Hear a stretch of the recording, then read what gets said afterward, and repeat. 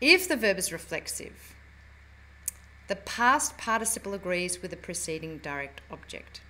Now, I'm going to explain this because, yes, reflexive verbs are a little bit particular. Okay, so we know that most verbs take avoir as auxiliary. We know that parmen 5-tram verbs take être, and we know that reflexive verbs take être. We know that parmen 5-trams verbs agree with their subject. Je suis allé, elle est sortie.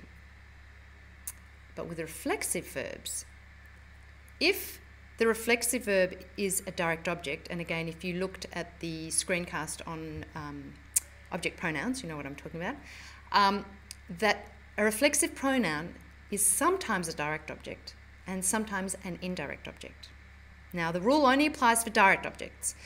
So if the reflexive pronoun is a direct object, and it's, of course, it's coming before the verb, so preceding direct object rule applies. If it's a direct object, it will agree. If it's an indirect object, it won't agree. Now, let's have a look at an example of a direct object. Elle s'est lavée. The S apostrophe, the se is a direct object. She washed herself. That se is a direct object. She washed herself. That is a direct object of her washing action. Because it's a direct object, there is an agreement. So we put on an E. Now, this next sentence I hope is not misleading. La jambe qu'il s'est cassée. The leg that he broke to himself, literally. There is an agreement there because we have a preceding direct object. La jambe, que. Okay, so that que is representing la jambe. So because he broke his leg, there is an agreement. As I say, S apostrophe is not the direct object, la jambe is. Compare it with elle s'est cassé la jambe. There is no agreement. That se there of elle s'est cassé, that se is an indirect object. How do I know that? Because I know what the direct object is. It's la jambe. And la jambe is not preceding the verb. It's not coming before the verb. It's coming after. If we had elle se l'est cassé, she broke it, yes, there would be an agreement because the direct object would come before the verb. But in this instance, la jambe, the direct object of the breaking, that's what was broken. She didn't break herself, she broke her leg. Now in English we say she broke her leg. In French, that construction means she broke the leg to herself. See? So what was broken? What did she break? Her leg. The leg is the direct object of the breaking action. It's the thing being verbed. The leg, la jambe, is the direct object. It comes after the verb, so there's no agreement. So what's that there? It's the indirect object, to herself. And we know that indirect objects don't agree, only direct objects. So the rule still follows preceding direct objects, which means direct object pronouns that come before the verb, they agree. So rule once again, with verbs that take avoir, no agreement with subject, but if we have a preceding direct object, there's an agreement. With verbs that take être, the parmen 5-tram verbs, they agree with the subject because we're using être. Elle est sortie. That agrees. With reflexive verbs, if the reflexive pronoun is a direct object, because it's preceding, there will be an agreement. If it's an indirect object, there won't be an agreement. So you need to be clear on what function these pronouns have, whether they're direct objects or indirect objects. Okay, now we move on to l'imparfait, which is the other past tense that we use a fair bit. The imparfait is used with an unfinished action, right? An ongoing action, something that's not completed. Whereas the passé composé, it's completed, it's over. The imparfait isn't over, it's ongoing in the past. It hasn't yet finished.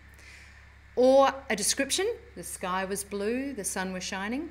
Or a habit, again because it's something that's ongoing, it's something that we don't stop doing at that moment in the past. Okay, how do we form it? We take the nous form of the present tense, we remove the ONS, and we add the imperfect endings, which are AIS, AIS, AIT, IONS, IEZ, and A-I-E-N-T. For example, let's take faire. Nous faisons. We take off the ONS and we add the imperfect endings. Je faisais, tu faisais, il, elle, on faisait, nous faisions, vous faisiez, il, elle faisait.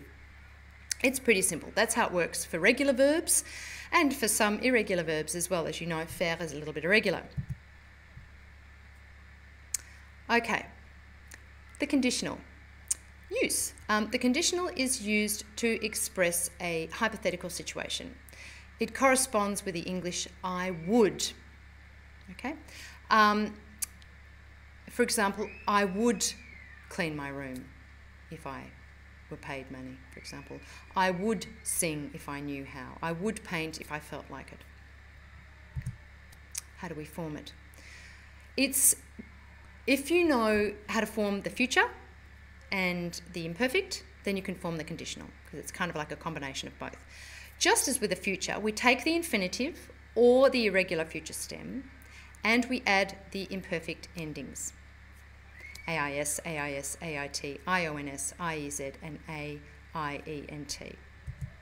For example, manger, we take the infinitive and we add the endings. Je mangerai, tu mangerais, il mangerait, nous mangerions, vous mangeriez, il mangerait. There we go. Note with RE verbs, obviously, if you're adding endings that have vowels, this is a general rule, take the E off, yes? Je prendrai, vous prendriez, elle prendrait. And this applies for the imperfect as well. Okay, I should mention, this is just a revision. It's to take you through those verb tenses, just to make sure you have them clear in your mind. The imperfect, please consult your irregular verb lists for more irregular imperfect stems, because there are of course exceptions, but generally the imperfect's pretty easy to form. So generally, as a general rule anyway, please consult your irregular verb lists, learn them, and merci et à la prochaine fois.